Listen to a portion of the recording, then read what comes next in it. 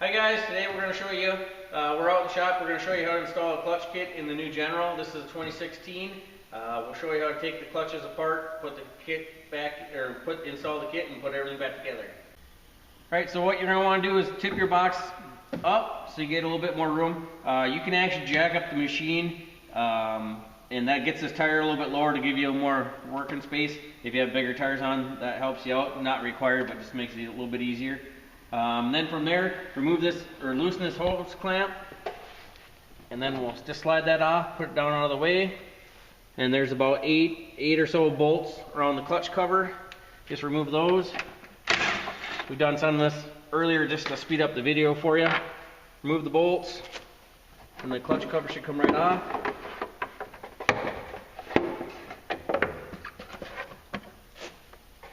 And that's going to show you the two clutches in there. This is going to be your primary clutch or your drive clutch. That goes right on the motor. This is your secondary clutch or driven clutch. Goes right on the transmission. And then obviously you got your belt in here.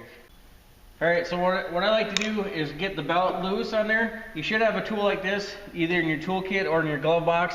Otherwise you can get them from your Polaris dealer. They're supposed to be in your toolkit. Sometimes they're not. You basically want to put that in there and just turn this, and when you push on it, it's actually going to open up the clutch sheaves, and the belt will drop down a little bit. You don't have to have it wide open or anything, but just enough to get a little more slack in there that helps you get the clutches on and off. Also, if you ever blow a belt on the trail, need to change it, this is the tool you're going to want to use to do that. You can stick it in there, and then that opens it up to a certain point. If you need to get more, then you can get a screwdriver in there and open it up farther. The biggest thing is there's a plastic button here and a plastic button here, or roller. You just got to make sure you don't damage that at all when you're working on it. So we'll just do that real quick. And I don't know if you can see it or not, but the belt will kind of drop in there. The belt kind of holds it open. If you need to, carefully stick a screwdriver in there, and you can work it in, and the belt will get down in there. The belt will kind of hold the clutch open once you go, and then you got a lot more slack in here to work. From there, you want to take either a small bar, something like this, or a large screwdriver, and stick through your primary clutch. And what you want to do is hit on the outside of these towers. You don't want to get it stuck in the middle of here where your tower's going up and down, or your spider's going up and down in. You'll damage that surface. The other thing to do is make sure wherever you put this through, if you either hold on to it or rest it on the frame or in the suspension, that you're not going to damage a wiring or brake lines or anything like that. So stick it through here. And then on this one, it's a 21mm socket for the clutch bolt. And once you get tension on that, just loosen it up.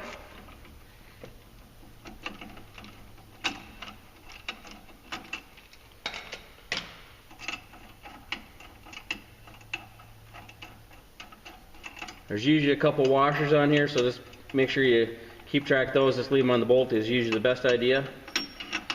Pull your bolt out, and then you're going to need a clutch puller if you're going to pull the actual clutch off.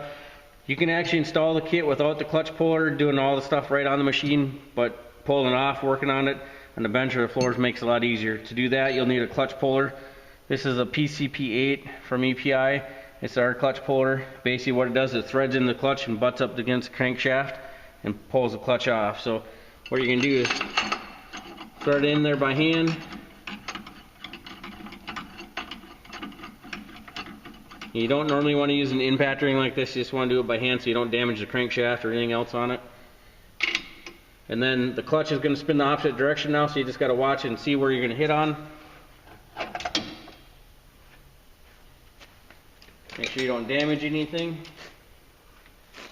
And then sometimes what you do is you want to tighten this up, and it's going to get fairly tight, and then sometimes it just kind of pops right off and makes a loud noise, and sometimes it just slides right off. If you get to the point where it's really super hard and it's not moving, then you can get some tension on there, crank it tight, and just give it a square tap lightly with a hammer on the end here, and that might be enough to vibrate it off.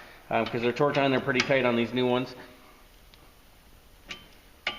You just tighten it up, and there, that one popped off pretty loud and crazy, but it doesn't hurt anything. That's normal. Pull your thing off. Then you gotta pretty much unthread the puller.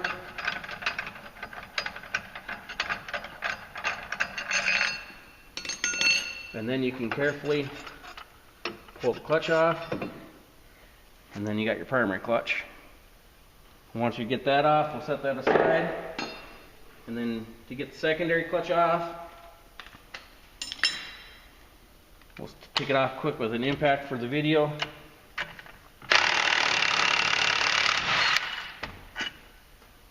Make sure again you got bolts and washers there to keep track of those.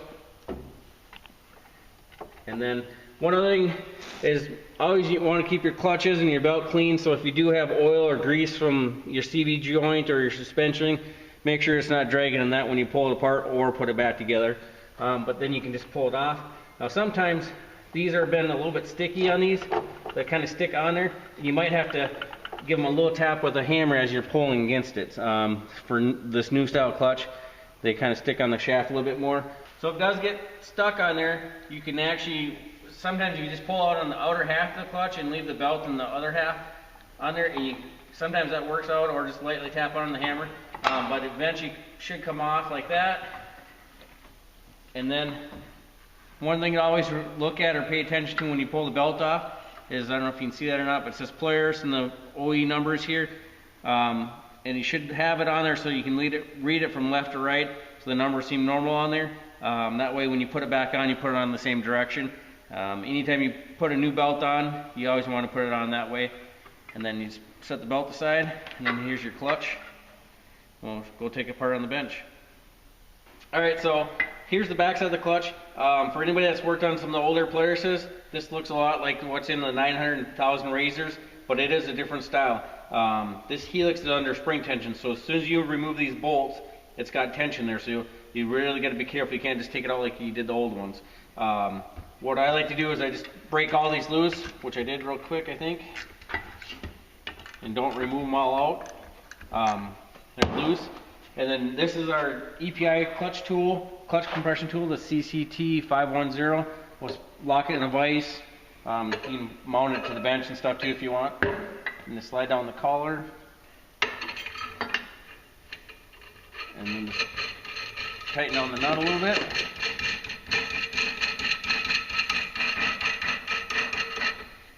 And you don't really need to crank on it, just a little light tension just to hold it down. Because again, this spring is under tension. You'll see that as soon as we pull it apart here. On some machines, this will have blue Loctite on them. We've had these in and out a couple times, so it's kind of worn off. But it might help you if you're having a hard time getting them out. Is throw a little bit of heat, just a little bit on the bolts themselves, and that'll break that Loctite loose for you.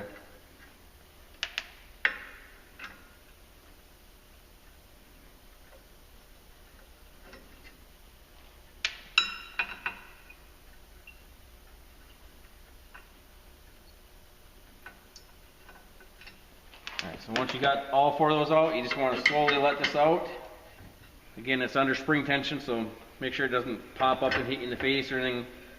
But just slowly let it unwind. See it coming over there.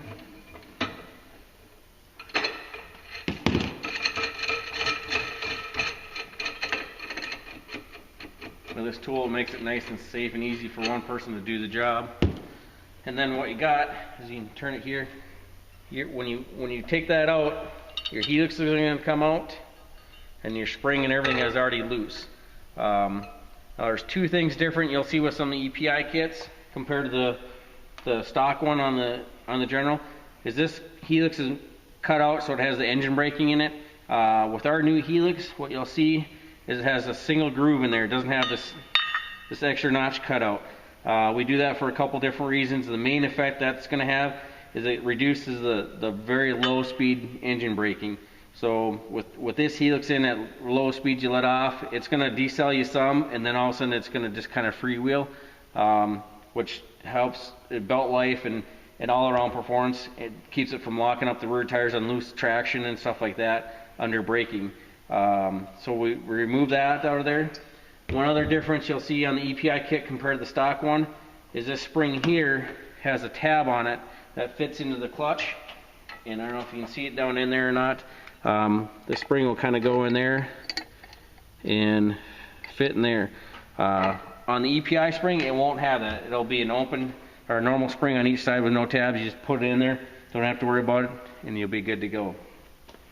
So when you go to put it back together, we'll put the stock stuff back in just to show you real quick. Slide that in. If you are using a spring with a tab, make sure your tab's lined up in there. And then put your rollers on. Always make sure they're free and rolling. There's no flat spots or anything like that. Make sure the spring seat's into that collar there. And then make sure when you put your rollers in that it goes in the right groove. Make sure it's not catching in this. It's got to go right in here in the longer cut groove. And then once you do that, it's just a matter of tightening it down. And one thing other to watch is it does have a bushing in here, so just be careful when you're working on it that you don't damage that at all. On the stock ones, there's an X on the clutch, and we marked the helix here, so we line that up. On the new EPI one, it shouldn't really matter. You can put it in either way, and it shouldn't have any issues for you. But we'll just compress that back down.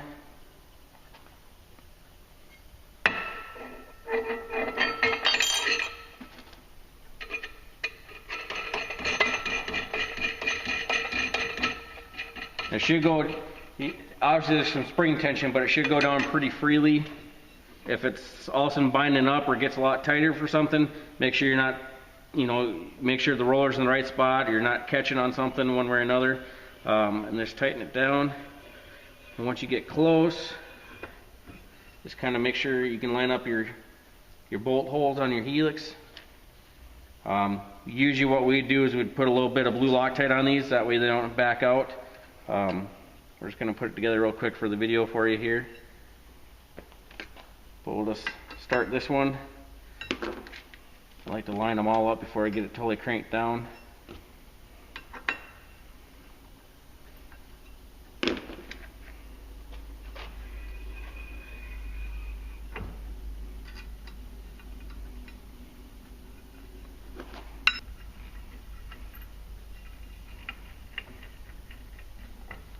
And once you get these tight, I'll pull it out and tighten them up with the ratchet just to make sure they're good.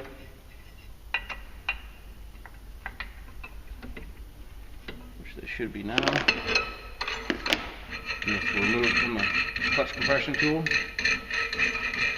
The one other thing that you can do, you can either do it now or when we had it apart farther, it's a little bit easier to do it also. You want to clean these clutch faces. Always, anytime you're in your clutches, blow them out real good with an air, and then you want to take like a real light Scotch pad, something like this, or a real light sandpaper or emery cloth, start at the outside edge and go in towards the center and work yourself all the way around. Then take an air hose, blow it out again real good. Then if you take a clean paper towel or rag or whatever, and just spray a little brake cleaner on it, spray it down like this. Even if you don't sand it down, it's always a good thing to wipe it down with brake cleaner. That way if you got any grease around your hands or fingers and just wipe it around all the way around. When you got that done, again, just make sure these rollers are good. These are kind of sliders on this one, but once you have that, your clutch should be good to go. Alright, so now we'll show you how to change the primary stuff. What I always like to do is take a marker and mark an X here, here, and here, and that way this is balanced because it goes right on the crankshaft of your motor, so you want to make sure you put it together the exact same way it came apart. So just make sure you always check that, with an X or a paint marker or something, so you can know where it goes. And then I'll quick pull the spring out here. You can either use this rag compression tool, or you can still use that CCT 510. Either one works to compress out the springs and weight.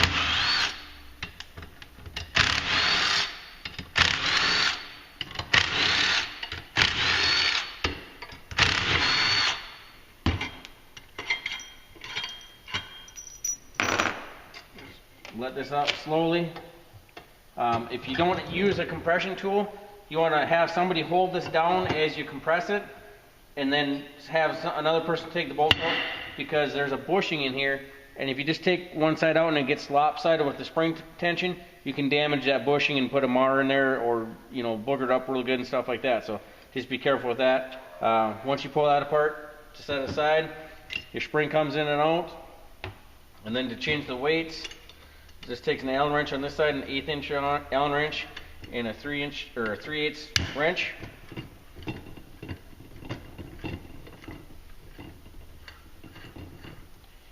Some thread the nut, pull this through, and here's your weights. This is the stock weight in here.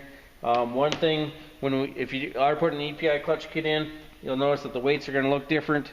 They'll actually have a bushing in here to help the wear better, and they're going to be a little bit different shape and profile than the stock ones. But so if you're putting new weights in, put all 3 in, make sure you get them in there. What you want to do is put the bolt through, make sure it goes through the weight, put your nut on, and when you're all said and done with it, just tighten it up.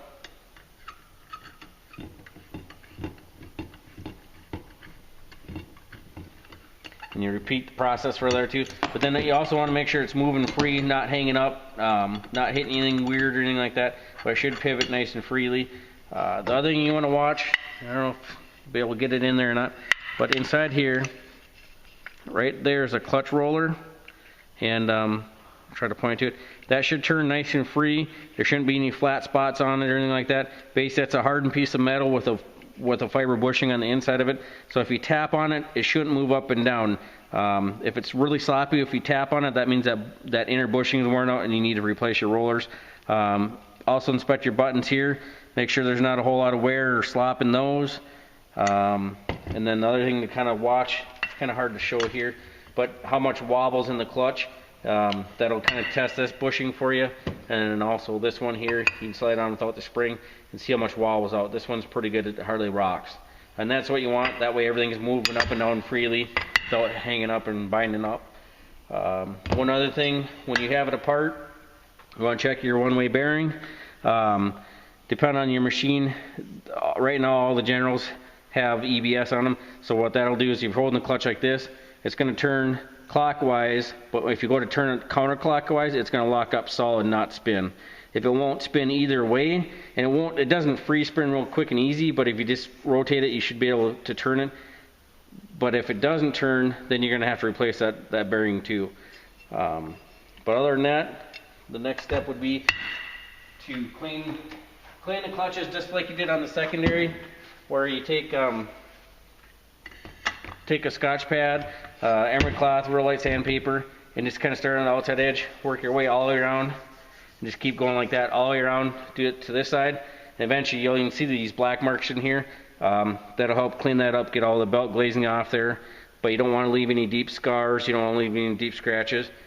Blow it out with an air hose, and then take a clean rag with some brake cleaner, and then wipe it down. Don't hose down the whole clutch with brake cleaner, because you'll wash out the grease, or you'll wash the belt dust and stuff into the bearing, and then it'll lock up that bearing for you. So once you're done cleaning it, all that, got your weights in there, you take your spring, put your clutch cover on, make sure you have your X's lined up. So there's my X's there, up here, and then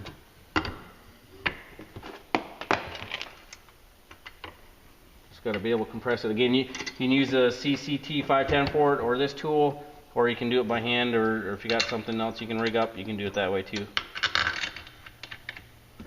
But if you're doing it by hand, make sure you're holding this cover straight and flat as you do it, so you don't booger up that bushing at all. Let's tighten these up real quick. You don't want a super crank on it because it's just going in aluminum.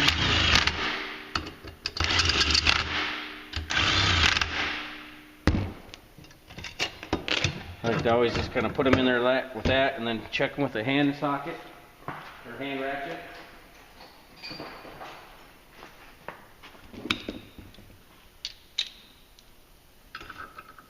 Just make sure they're good and tight.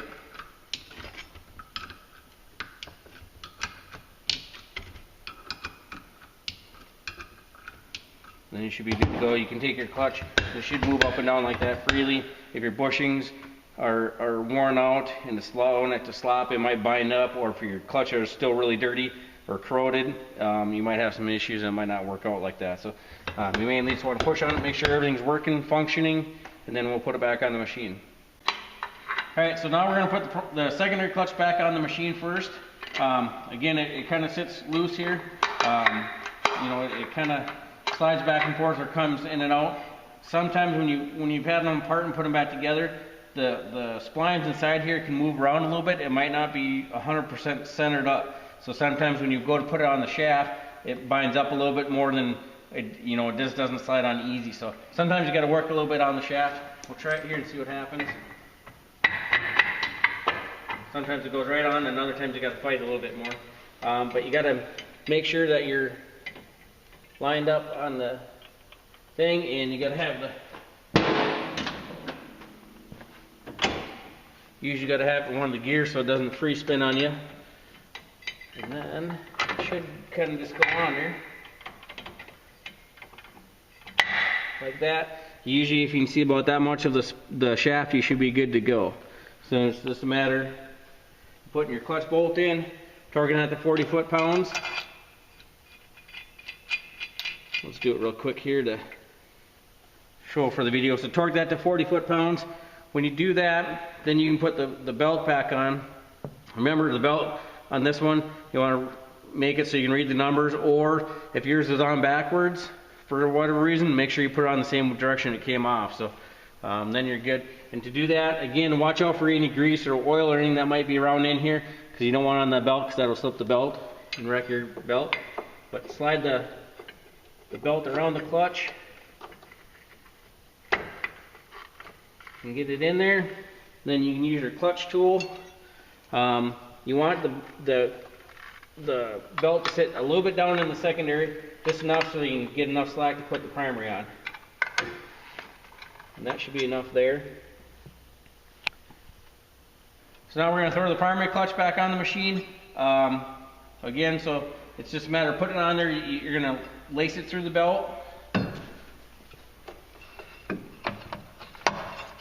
And then center on the crankshaft, push it on as tight and square as you can. And then you want to put your clutch bolt back in there. Again, you want to use this by hand. You don't want to use an impact wrench or anything like that, because you want to torque this one pretty specific. The factory says 95 to 96 foot-pounds.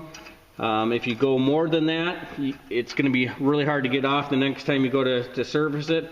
If you go less than that, it can actually come off, or it can weld itself to the crank because it won't be torqued on there tight enough. So again, put the bolt in there by hand, put your bar through the clutch, make sure you're not going to damage anything on either end with the bars or the screwdrivers or whatever you're using. So you're going to torque it to 96 foot-pounds.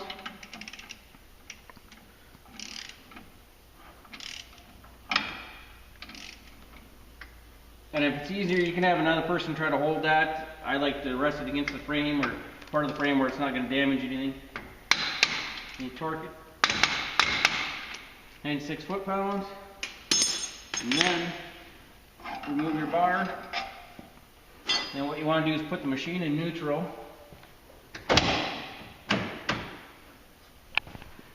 And then you just want to spin the clutches either direction.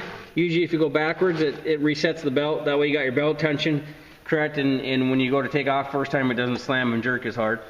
But then it's just a matter of putting your clutch cover back on.